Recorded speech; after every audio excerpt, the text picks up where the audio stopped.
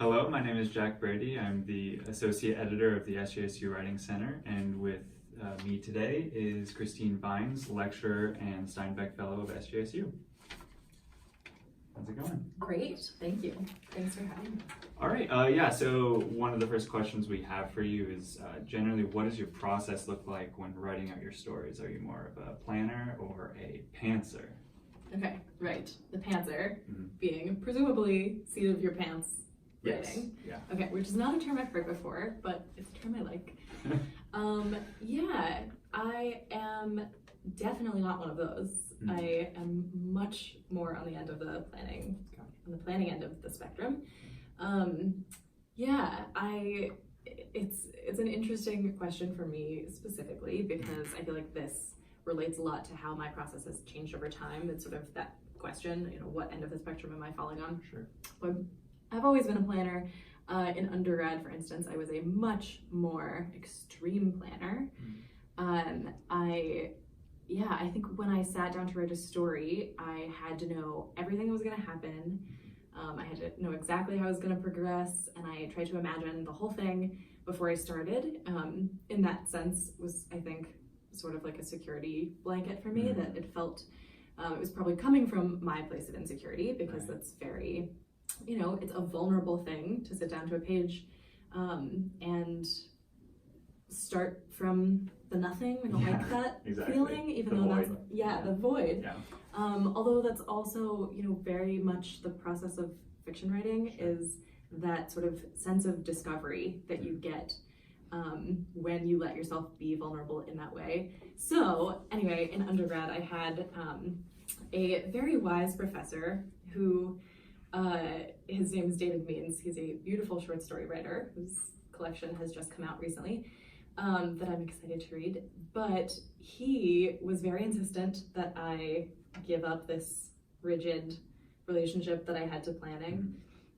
So his exercise for me was that I sit down at my computer with nothing in mind, and I just start writing words and sentences and see what happens and how it develops. Is extremely uncomfortable for me because I do not like doing that. And that wasn't and will never be my writing process. Right. But it was extremely helpful for me in just sort of like loosening the reins a little. I think it got me to loosen up. It got me to imagine that, I think pay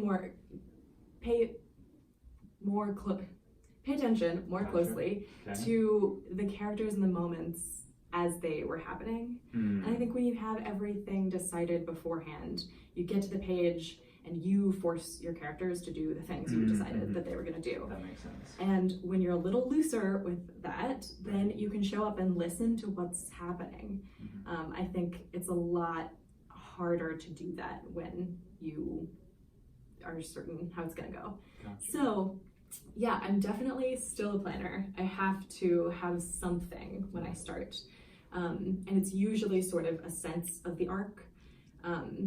But it can be kind of vague depending on what the story is, how fully realized the idea seems to me. Sometimes it's a pretty loose concept, but it's a bit of an arc that I start with. And I try my process now, sort of to come full circle to answer your original question. My process now is that I enter with this sort of general idea of the arc, but I try to be really intentional about listening to my characters and the moments as they show up and reassess, sort of with every sentence, is this arc still the right one? I'm interested to see if you can sort of describe the moments in which you're like listening to a character. Like what is that? Because I know like we've talked about it a lot, sort of abstractly, but I'm wondering if you can like tell us when that happens for you. Yeah, that's really interesting. Sometimes, well, it's definitely easier for me to do in revision, or to notice. I mean, I definitely do it on the first draft as well, or I try.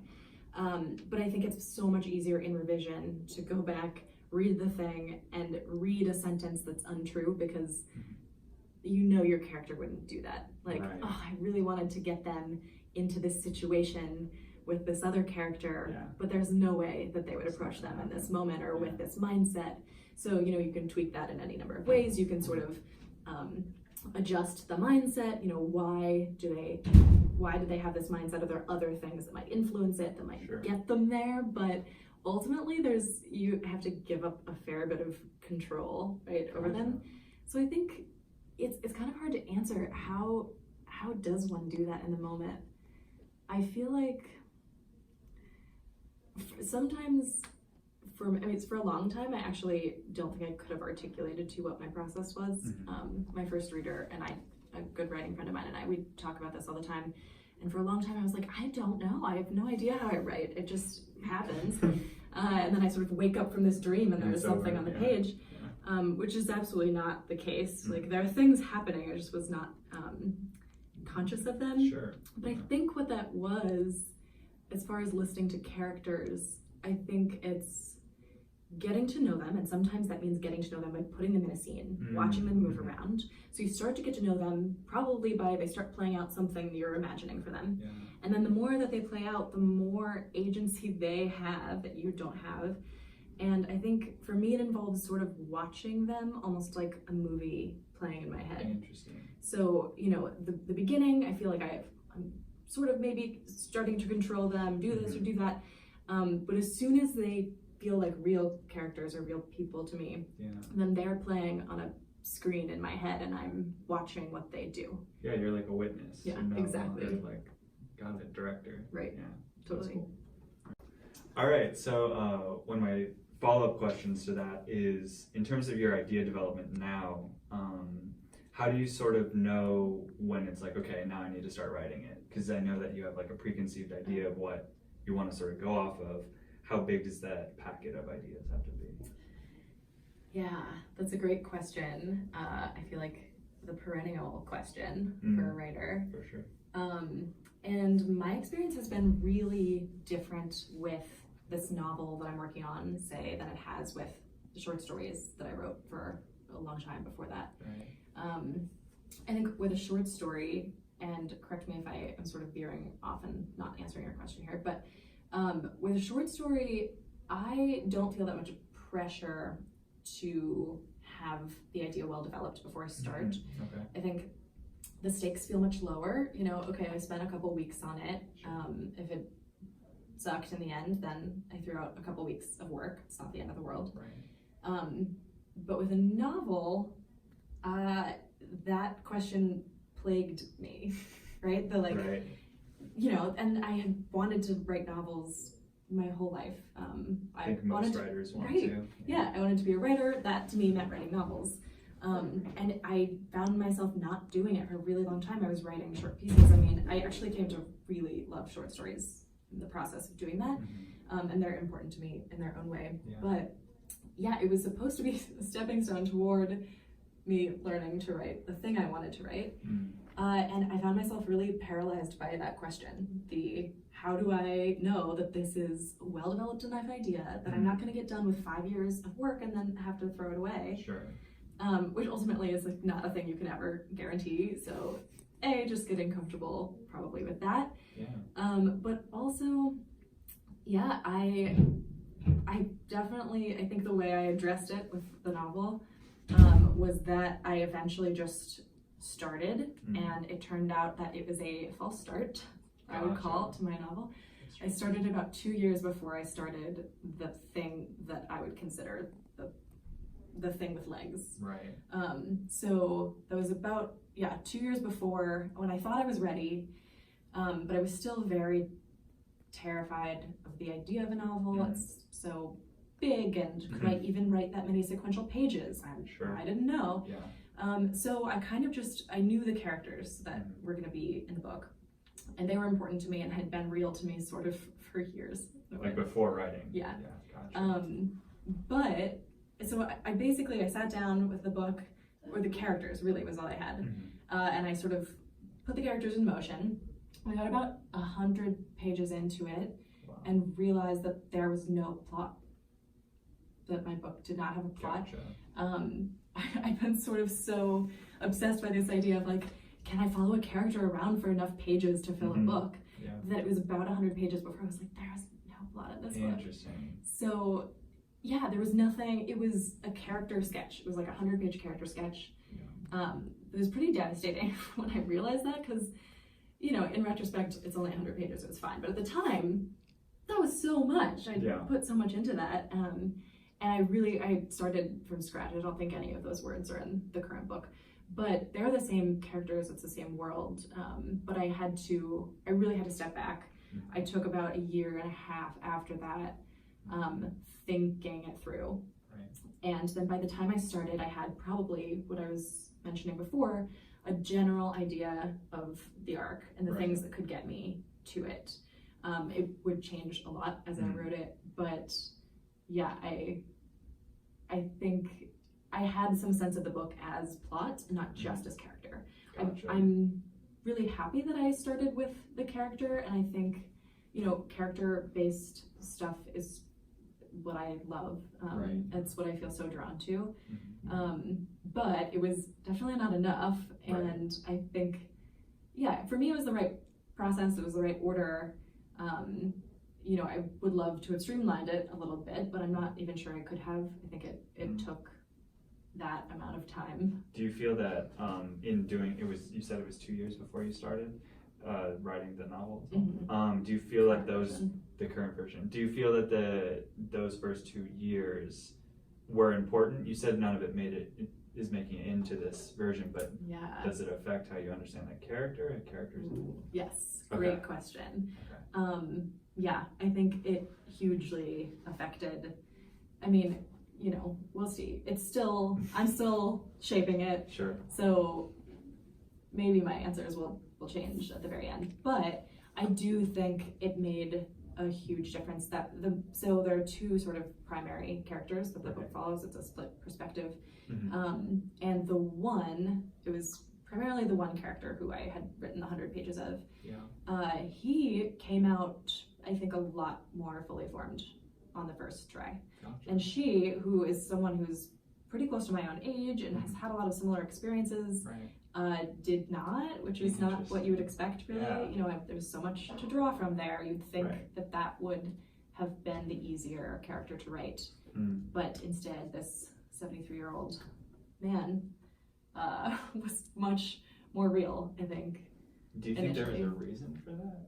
I think because I'd spent 100 pages with him. On that guy, right? Yeah. Right. I think just walking around in his shoes and his body, you know, I didn't have a plot with those pages, but I did, I'd been in his head and like with him for a long time. So yeah, I think it was necessary, or it's the way it went. Who knows if I could have done it faster. But I mean, there was value in doing it. Sure, yeah, exactly. Okay, yeah, sounds good. So in terms of what you read, is there a preferred form that you like? Like, are you more into short stories, more into novellas, poems? Is there like a form that you really like but you don't really experiment with? Okay. Yeah. So in terms of forms that I prefer or feel most drawn to, you know, that's probably your traditional character-based literary fiction with a strong narrative spine, and that's short stories, novellas, novels, probably equally, all of those things. Although I probably read fewer novellas, but I love them no less. A good novella. But yeah, all of that stuff is what I feel most drawn to, and that's also, you know, what I write. So there's probably a reason for that. But you know, I also love reading nonfiction and poetry, and I really love the vignettes that characterize Maggie Nelson's work. I don't know if you've read her at all, or Jenny Ofal's book that came out a few years ago called Department of Speculation was also written in these really short vignettes. And I loved that book, and I really love Maggie Nelson's stuff, but I don't feel at all compelled to write that way. It just feels very much like not my style, but I really enjoy it. Something that I also wonder is, do you have a preferred genre, or do you just read cross genres? You don't really care about that, just a good story? I definitely am partial toward fiction. Well, do you not mean fiction, nonfiction, poetry? Do you mean within fiction? I guess I mean within fiction. Okay, within fiction. Yes, okay. I probably feel equally drawn to realism and magical realism. Yeah. I would say the novel is straight literary realism, but of my short stories, probably about half are magical realism and half are realism. I just feel equally interested in both of those genres and spaces. And I think they inform each other. I'm very interested in, sort of the collection that I'm working on alternates between realism and magical realism from story to story. Sure. And I just think that they sort of heighten what you can take from each of them when you sort of sandwich them together. That's interesting, yeah. But yeah, I love magical realism. Cool. All right, sounds good. So in terms of your editing process, what does that look like for you? Are you printing it out, or are you just, going straight to a computer to do it? Yeah, what does that look like? What does my editing process look like? It looks like probably I would describe it very similarly to the way that George Saunders describes his editing process as this iterative process, this sort of like over and over and over, rinse, lather, repeat, that is also very crucially involves my first readers. But yeah, occasionally I read things out loud. I think that has fallen away a bit as I've been immersed in this book because my throat would be sore, I think, if I were reading this whole book out loud every day. But I do definitely do that toward the end of a piece. So I'll probably do that when the last word is done on the book. I'll probably read the whole thing out loud. But yeah, I think reading aloud is really useful for editing. I think so. We have this reading coming up on Wednesday, Steinbeck reading. So I was practicing the piece that I was reading, and I must have edited that piece a bajillion times. But when I was reading it out loud, I was like, oh, that sentence is not good. It was a sentence that was fine. It was one of those sentences where you get that like it'll probably be fine feeling. When you're reading it like to yourself in your head. And as soon as you say it out loud, just like being forced to hear the words out loud, it's really hard to let yourself off the hook. So I find that to be a useful process for keeping myself accountable. Interesting. But before that stage, it usually looks like first looking for any sort of bigger structural things that I think need to change. Where is a character doing something they just wouldn't do? Where is the narrative moving in the wrong direction? And first I try to shift all of that stuff so that the arc is working. And then I go back in and look for the smaller things, all the tiny moments that are missing a beat, all of the single words that feel out of place. I really just do that over and over until there's nothing left that bothers me, which is hard because, if you do that on a given week, there might be nothing left that bothers you, but if you pick it up in 3 months, there might be a lot that bothers you. So it's a bit about allowing something to sit for a while too, which is difficult in creative writing workshops because you guys don't necessarily have the luxury of letting something sit there for 6 months and picking it up and then seeing very clear-eyed what needs to go. But that's also where outside readers come in extremely handy. They can sort of speed up that process for you, point to things that like you might be able to see in 6 months when you've had distance, but you can't see right away. So I have my outside readers read them, and then I go back to it, just do it over and over. I've seen this online a little bit, where people will use visual aids in terms of like story arcs, plotting out like their narrative. Have you ever tried anything like that, where you like put it out on each scene on a postcard, like post-it note thing?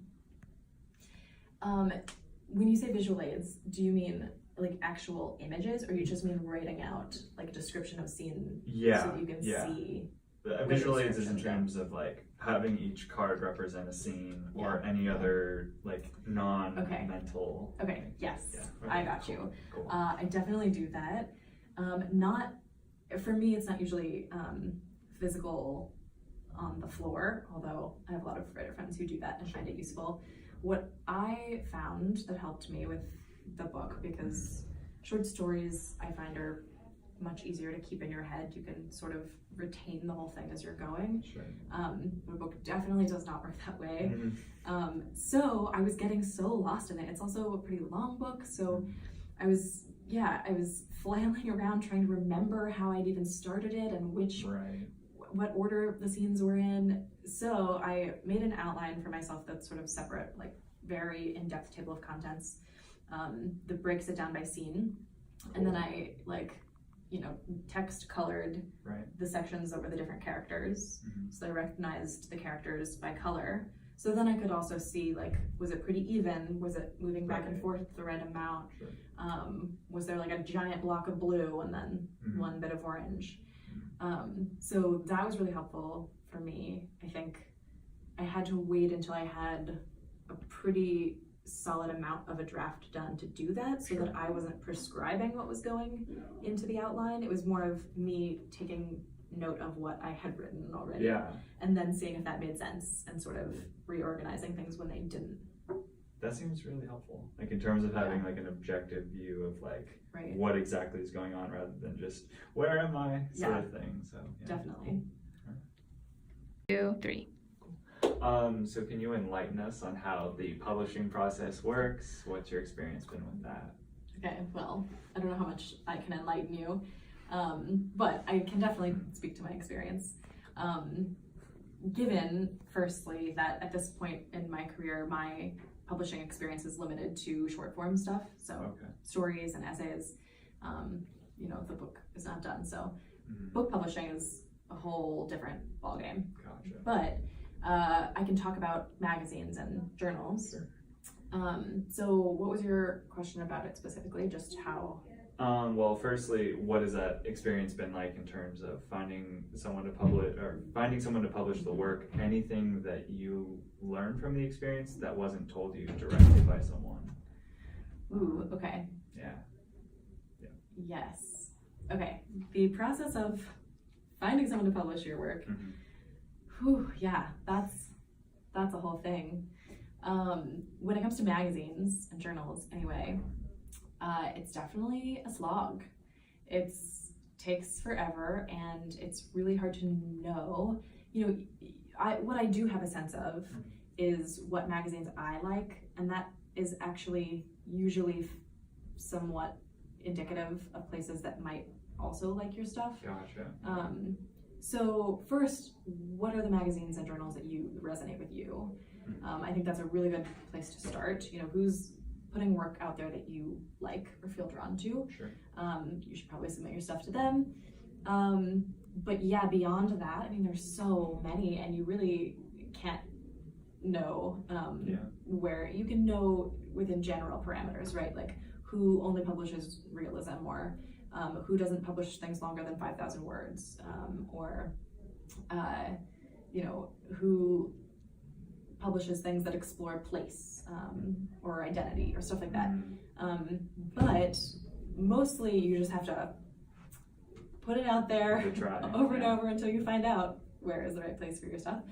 But yeah, in terms of things no one told me directly about publishing short form stuff, I think probably the biggest one is how long it takes.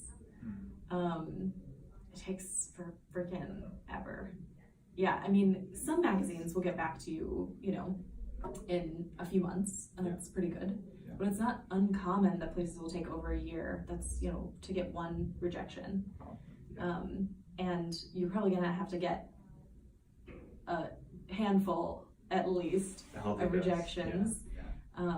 Before you find a home for a story. Sure. So it takes a long time. I think the fastest I've had a story published was this piece that came out last year that I wrote in September and then came out in June, and that was like kind of lightning quick in my experience. And at this stage in my career, I think it's different when your stuff is solicited from the New Yorker and they're waiting on your George Saunders or whatever. But for a lot of writers and younger writers, it takes a really long time. But that I have actually found it to be pretty useful. Interesting. How long it takes, because the longer a piece sits there, the more I know if it continues to hold up, basically. Gotcha. Like even by my own standard, you know, the more you're sending something out, the more you see it through someone else's eyes every time you do. Sure. Try to imagine the editor reading it.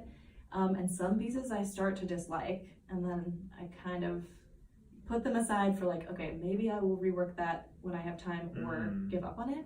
And there's some pieces that I feel really convinced that hold up for, you know, my own criteria or aesthetic or standards. That like stories that I almost know that I love because they've taken so long to get published. That like I still love this, and I've been working on it for 7 years, so that says something. And I think it's really informative, just like which stories do you still feel invested in over time, and that says something, I think. That's super helpful. That was going to be my next question in terms of like what are the benefits of publishing, trying to get your stuff published. Okay, well that's definitely one of them. I think the other one, this is probably not going to sound like a benefit, but is getting comfortable with rejection. Trying to publish short stuff, I mean also long stuff, but you know, especially the shorter form stuff that is a lot of people's entree into publishing, will get you really comfortable with rejection. And I think it's just sort of one of the necessary evils of the whole endeavor. So the faster that happens, the better for everyone. I think it really, for me, it changed just my whole relationship to rejection. When I was first starting out, sending things into magazines, it like hurt my feelings every time that I got a rejection. It also wasn't that often. I wasn't sending out that many. I had, you know, maybe one story that I was convinced was great. I think I've thrown all those away now, but you know, then I would send it out and I would wait for one magazine to get back to me. And when they said no, in a very generic way, it hurt. It like felt like something. And the more that I do it, the less it feels like something. Like magazine rejections, at this point, I don't feel like anything. So it's like normalized. It's extremely normalized, and also just reframes your understanding or expectations for it. Like my expectations for myself now are, I'm doing a good job if I'm sending out the right amount of stories and getting enough rejections that means that I was sending out the right number. So it's about quantity? I mean, it's, at the end of the day, it's kind of a numbers game. Like, you know, it's not just a numbers game, right? Put in a ton of work and all of your blood and sweat and care a ton, and then it's a numbers game. So at that point, I feel good about myself when I am on track with the number of rejections that I'm getting. And you get enough rejections that you're gonna get an acceptance eventually, so, or hopefully. But yeah, I think that has sort of been inverted for me, and feels like a very important thing to have going into this life. Thank you for all those admissions. That was great. Cool. So what has your experience been with editors? Like, who's your favorite editor in the past? What's your best experience with them? Okay, well, you know, given that my publishing experience is limited to shorter form stuff, most of my stories have had very minimal editing from the people publishing the piece. Usually nothing, actually. But so most of my editors at this point in my life, or the heaviest editors, are my first readers. And I am very lucky to have some extremely good first readers. That's something I'm very grateful for. But yeah, I have a lot of opinions about what makes a good editor.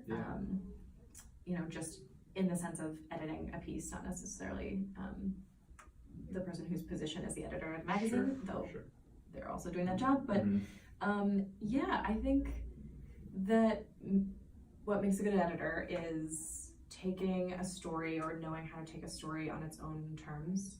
So not necessarily reading a piece and deciding, well, this is how I would write it, but allowing or hopefully intuiting the vision that the writer has for the story, right, and helping them achieve that. Yeah. And it's a really difficult thing to do. I think it's one of the Sure. hardest. I'm sure you have seen plenty of this in workshop. Yeah. This comes up all the time, right? That if someone always wants, actually you guys have been pretty good about this, but say someone wants every story to be a horror story, or this You type find of a thing. place to make it scary. Right, exactly. So I think it's actually really difficult Yeah. to imagine what the writer wants for the story, Yeah, and then give them edits that help them get there. Mm-hmm. And the other thing that I think is really crucial to being a good editor, that is probably the most overlooked and underrated part of it, is being able to identify what is working well, Right. which is why we spend half of workshop Yeah. talking about that. Right. And I say this in workshop also, that it's not just to give the person a pat on the back. This is actually a really crucial element of getting feedback. If you don't know where your story is working or when someone is connecting with it, you are not going to know how to rework something. Right. And it's really important information to have. And I think sometimes we get hung up on the moments that we are not happy with. Sure. And we forget to articulate, well, the parts that are working because X. And that's the other thing, I think, is that a good editor can articulate to you why something is working or why something is not working. Sure. It's one thing to say, well, the end isn't working, or I didn't like the end. But if you can tell someone why the end is not working, that's useful not only to the person who's getting the feedback, but it's actually really useful to you. This is another part of why in your feedback letters for class, I harp so much on that question of why. Right. When you give it a suggestion, you give an edit, explain why you think it's not working or why it is. And that, I think the process of writing feedback letters, which is the process of editing, for your peers feels like it's for someone else, but it's actually in huge part for you. It's to develop your own craft. When you learn to articulate why something works or why something does not work, that will help you identify it in your work. Yeah. It's actually really crucial. You can't write good fiction, I don't think, without a sharp editorial eye. Sure. So I think it's a huge part of developing your own skill, is sharpening that skill. Cool. All right. That was good. So how do you approach teaching the craft of creative writing, and what do you want students to, what's the main thing you want students to take away from your class? I would say the main thing I want you to take away from my creative writing classes is probably that writing well is revising well. There's a reason that I structure sort of our grade breakdown the way that I do, and that the version that you give to workshop is you get a participation grade for that. Right. And the thing you were graded on, the bulk of your grade in the class, is the revised pieces. That writing a draft is one thing, but the actual, making it good part, that comes in revision. Yeah. Nobody's ever written a brilliant first draft, and if they tell you they have, I think they're lying. It's just, making something good is sharpening your editorial eye. So hopefully, there are a million things, smaller, technical things that I hope students learn. But I think that's the big one, because if you are devoted to a practice of revision, then your writing will get there, I think. Yeah. Sounds good. 3. So what is your opinion on graduate school? Is that an important step for creative writers? Talk a little bit about your experience in graduate school. Yes, definitely. I can talk about that. I think the grad school question has to be answered on an individual basis. Okay.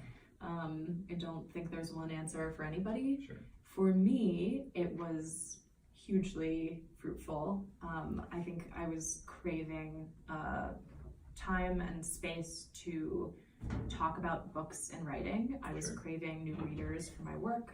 I was craving the time to write what I wanted to be writing.